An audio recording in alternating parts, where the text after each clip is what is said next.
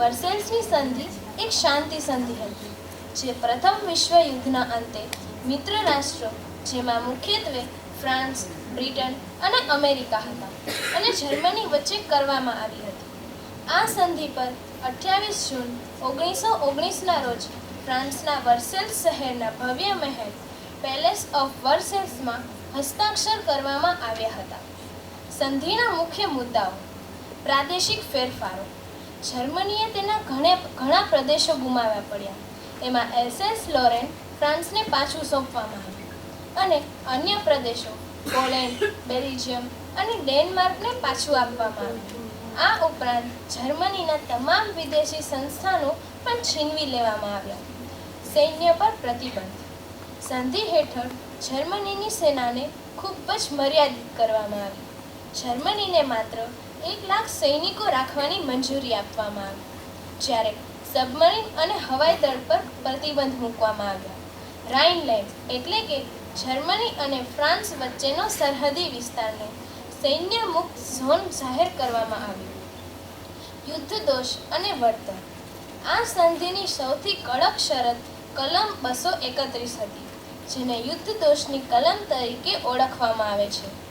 આ કલમ હેઠળ જર્મનીને યુદ્ધ શરૂ કરવા માટે સંપૂર્ણપણે જવાબદાર ઠેરવવામાં આવ્યું.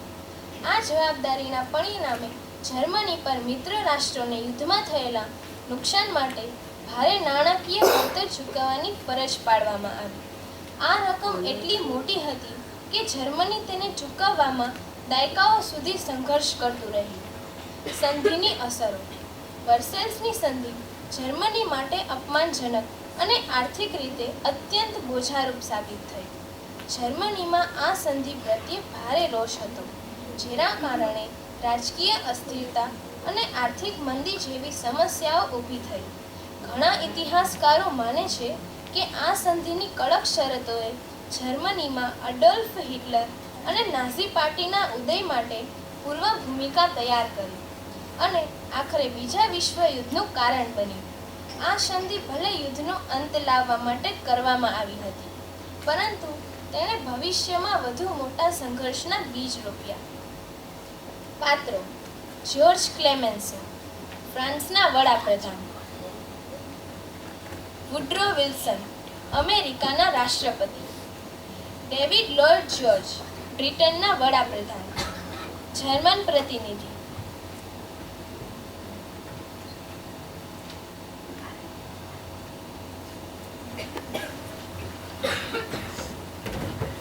દ્રશ્ય 1.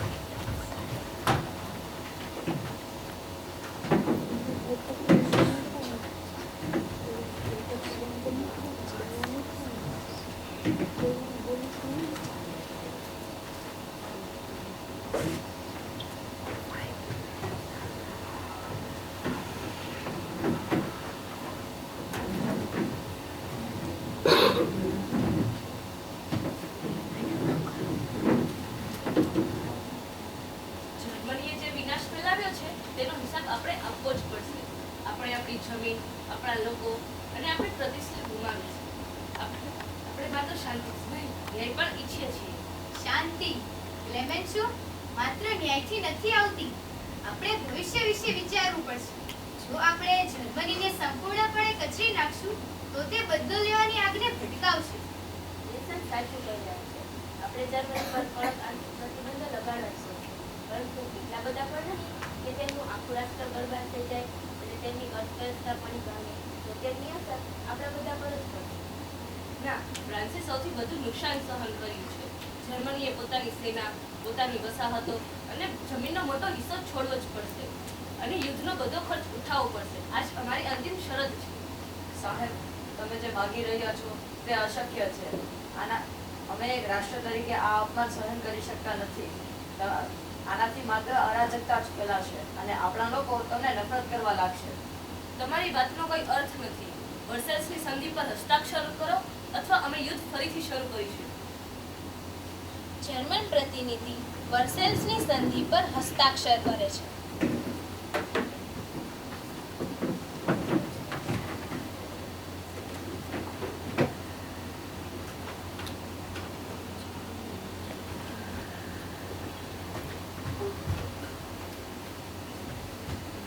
દ્રશ્ય 2 પાત્રો એક ગરીબ જર્મન નાગરિક, એક યુવાન વિદ્યાર્થી, એક જર્મન સૈનિક.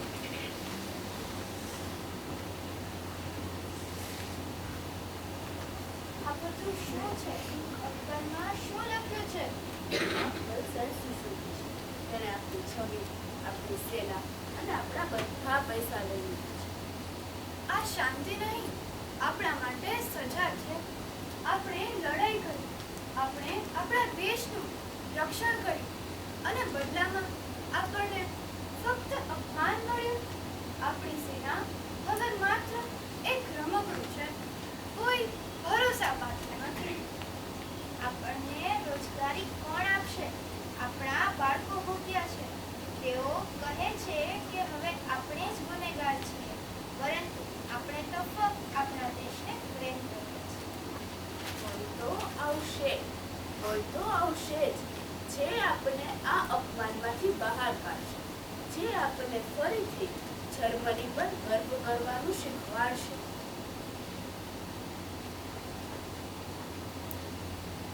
દ્રશ્ય 3 પાત્રો હિટલર, એરિચ એક યુવાન મજૂર, તેના ભવિષ્ય વિશે ચિંતિત. ફ્રીડા એરિચની બહેન, એક વિદ્યાર્થી. હર્મન હિટલર અને નાઝી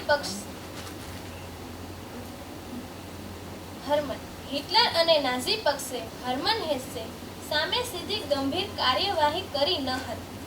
તેમ છતાં તેમના શાંતિવાદી અને સ્થાપિત વિરોધી વિચારો તેમજ યહૂદી વિરોધનો જાહેરમાં વિરોધ કરવાને કારણે 1943માં તેમને નાઝી બ્લેક લિસ્ટમાં મૂકવામાં આવ્યા હતા, જેનાથી નાઝી જર્મનીમાં તેમના કામ અને સંભવતઃ તેમના જીવન પર પણ પ્રતિબંધ આવ્યો. તેમની કૃતિઓ પર પ્રતિબંધ મૂક્યો હતો. તેમના વિચારો પ્રત્યે શાસનનો વિરોધ અને તેમના જેવા અન્ય લોકો પર થતા અત્યાચારોએ હેસે માટે જોખમી પરિસ્થિતિ ઊભી કરી હતી. આ બધું બરાબર નથી ફ્રીડા. મારી પાસે નોકરી નથી અને આપણો પરિવાર મુશ્કેલીમાં છે. મને ખબર નથી કે આગળ શું થશે. મને ખબર છે ભાઈ, મને ખબર છે, પરંતુ લોકો કહે છે કે હિટલરમાં આશા છે. તેઓ કહે છે કે તે ફરીથી જર્મનીને મહાન બનાવશે. માત્ર વચનો ફ્રીડા, ફક્ત વચનો. મેં આવા ઘણા નેતાઓ જોયા છે. તેઓ આપણને ફક્ત મીઠી મીઠી વાતો કરી રહ્યા છે. લોકોની ભીડભાડમાંથી હિટલર પોડિયમ તરફ જાય છે. પોતાના અવાજમાં દ્રઢતા અને જુસ્સા સાથે ભાષણ શરૂ કરે છે.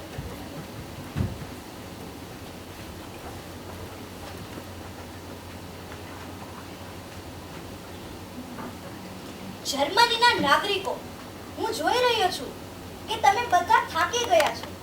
તમે બધા નિરાશ છો. વર્સેલ્સની સંધિએ આપણને છેતર્યા છે. વિદેશી તાકાતોએ આપણને કચડી નાખ્યા છે. પરંતુ હું અહીં તમારા માટે છું. હું તમારા માટે એક નવો જર્મની બનાવવા આવ્યો છું. એક એવું જર્મની જ્યાં દરેક પાસે નોકરી હશે, જ્યાં આપણે ફરીથી દુનિયામાં આપણું માથું ઊંચું કરીને ચાલીશું. આપણે આપણું ગૌરવ પાછું લાવીશું.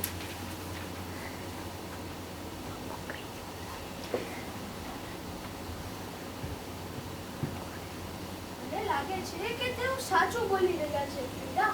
મને તેમનામાં આશા દેખાઈ રહી છે. મને પણ ભાઈ, મને પણ. અરે તમે હજુ યુવાનો છો. તમે નથી જાણતા કે એ શું કરી રહ્યો છે.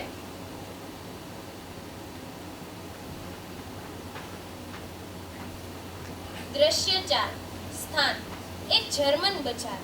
કેટલીક દુકાનો સજાવવામાં આવી છે અને લોકો ખરીદી કરી રહ્યા છે. નાઝી પાર્ટીના ઝંડા અને પોસ્ટરો દુકાનો અને થાંભલાઓ પર લગાવવામાં આવ્યા છે.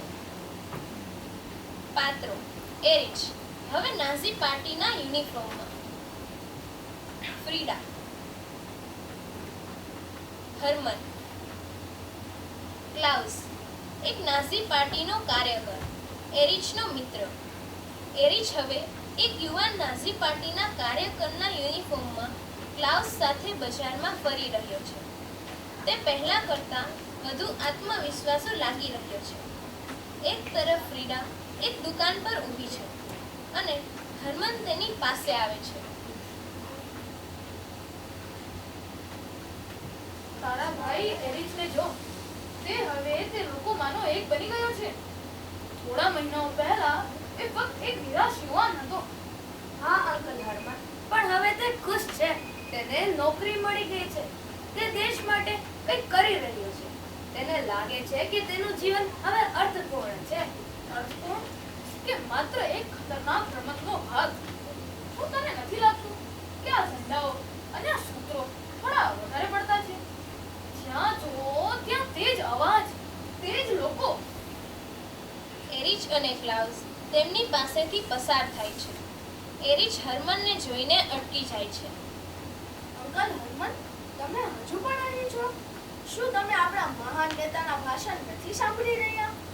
હું સાંભળી રહ્યો છું એરિચ, પરંતુ હું એ પણ જોઈ રહ્યો છું કે કેટલાય લોકો પોતાની આંખો બંધ કરી રહ્યા છે. આંખો બંધ? અમે તો અમારી આંખો ખોલી રહ્યા છીએ. અમે આપણી સંસ્કૃતિ અને આપણા દેશને પાછા લાવી રહ્યા છીએ.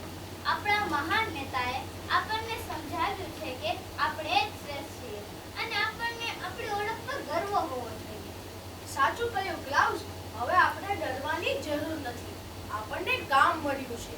આપણને ગૌરવ મળ્યું છે. આપણે જાણીએ છીએ કે આપણે સાચા માર્ગ પર છીએ. પણ શું તું જાણે છે કે આ બધુંય તને કઈ કિંમત પર મળી રહ્યું છે? શું તું તે લોકો વિશે વિચારે છે જે તારા જેવા નથી? તેઓ ક્યાં જશે? તેઓ પણ મહાન નેતાના મહાન જર્મનીનો ભાગ બની શકે છે જો તેઓ સહકાર આપે. આપણે ફક્ત તે લોકોથી સાવધાન રહેવું છે જે આપણને નુકસાન પહોંચાડવા માંગે છે. અંકલ, તે હવે બદલાઈ ગયો છે. તે પહેલા જેવો પરેશાન નથી. તેના ભવિષ્યમાં આશા દેખાય છે. આશા, એક એવી આશા જેનાથી મને ડર લાગે છે. આ એક આગ છે જે ધીરે ધીરે બધું જ સળગાવી દેશે. રહેવા દેવી, કેટલાક લોકો ક્યારેય સમજશે જ નથી. તેઓ જૂના વિચારોમાં ફસાઈ ગયેલા છે. ચાલ, આપણે બેઠક માટે જવાનું છે. તે બંને જતા રહે છે. હરમન અને ફ્રીડા તેમને જોતા રહે છે. હરમનનો ચહેરો ચિંતાથી ભરેલો છે, જ્યારે ફ્રીડા હજુ પણ પોતાના ભાઈની ખુશીમાં શાંતિ શોધવાનો પ્રયાસ કરી રહી છે. દ્રશ્ય 5. સ્થાન: એક નિર્જન ગલીમાં આવેલું હરમનનું ઘર. દ્રશ્ય હરમનના ઘરની અંદરનું છે, જે પહેલા કરતાં વધુ ખાલી અને ઉદાસીન લાગે છે. કેટલાક પુસ્તકો અને ફર્નિચર ગાયબ છે. હરમન ચિંતિત થઈને એક બારી પાસે ઊભો છે. ફ્રીડા અંદર આવે છે. અંકલ હરમન, તમે કંઈક ખાઈ લો. તમે સવારનું કંઈ ખાધું નથી. મને ભૂખ નથી ફ્રીડા. મારી પાસે નોકરી નથી. તેઓએ મને દેશદ્રોહના વિચારો માટે કાઢી મૂક્યો. શું? પણ કેમ? તમે તો કોઈને કંઈ કહ્યું પણ નથી. કહ્યું નથી, પરંતુ મેં તાળીઓ નથી પાડી. મારી ચૂપકી દીશ તેમના માટે મારો ગુનો હતો. દરવાજા પર જોરથી ખખડાટ થાય છે. ફ્રીડા ડરી જાય છે. કોણ છે? દરવાજો ખુલે છે અને એરિચ અને ક્લાઉસ યુનિફોર્મમાં અંદર આવે છે. એરિચની નજર હરમન પર પડે છે. અંકલ હરમન, અમે તમારી સાથે વાત કરવા આવ્યા છીએ. મને ખબર છે એરિચ કે તું શું ઈચ્છે છે. તું મને પાર્ટીમાં જોડાવાનું કહીશ, પરંતુ એ મારા માટે શક્ય નથી. તમારા જેવા લોકોને જોડાવાની તક મળતી નથી. અમે અહીં તમારા કેટલાક ગેરકાયદેસર પુસ્તકો અને કાગળો જપ્ત કરવા આવ્યા છીએ. ક્લાઉસ હરમનના પુસ્તકોના કબાટ તરફ આગળ વધે છે અને ત્યાંથી પુસ્તકો કાઢીને જમીન પર ફેંકવા લાગે છે. હરમન ગુસ્સામાં બૂમો પાડે છે. ના, તું આવું ના કરી શકે. આ મારી સંપત્તિ છે, મારી વિચારસરણી છે. અંકલ હરમન, શાંત થઈ જાઓ. અમે ફક્ત તે જ વસ્તુઓ દૂર કરી રહ્યા છીએ જે આપણા મહાન જર્મની માટે ખતરનાક છે. તું કેમ નથી સમજતો એરિચ? આ ફક્ત પુસ્તકો નથી, આ સ્વતંત્રતા છે. આ મારા વિચારો છે. હું હવે એક એવા જર્મનીનો ભાગ છે જેણે વિચારવાનું બંધ કરી દીધું છે. ના, અમે વિચાર કરી રહ્યા છીએ. અમે આપણી વિચારસરણીને શુદ્ધ કરી રહ્યા છીએ. તે વિચારોથી કે જે આપણને નબળા બનાવે છે. ક્લાઉસ પુસ્તકોને એક થેલામાં ભરે છે. ફ્રીડા રડી રહી છે. એરિચ, આ બધું શું છે? આ ફક્ત પુસ્તકો છે. ના ફ્રીડા, આ ફક્ત પુસ્તકો નથી, આ જૂના જર્મનીના દુશ્મનો છે. ક્લાઉસ અને એરિચ થેલો લઈને બહાર જવા લાગે છે. એરિચ દરવાજા પાસે ઊભો રહે છે. અંકલ હરમન, જો તમે ઈચ્છો છો કે અમે તમને અને તમારા પરિવારને સુરક્ષિત રાખીએ તો તમારે અમારા નિયમોનું પાલન કરવું પડશે. તેઓ જતા રહે છે. હરમન જમીન પર બેસી જાય છે અને ફાટેલા પુસ્તકોના પાના ઉઠાવે છે. ફ્રીડા તેની પાસે આવે છે અને તેને સાંત્વના આપે છે. મને ડર લાગે છે અંકલ. મને પણ ફ્રીડા, મને પણ. પરંતુ હવે આપણને ખબર છે કે ડર કેવો હોય છે. અને જ્યારે લોકો એક વાત પર સહમત હોય ત્યારે તે ખૂબ ડરાવનું હોય છે.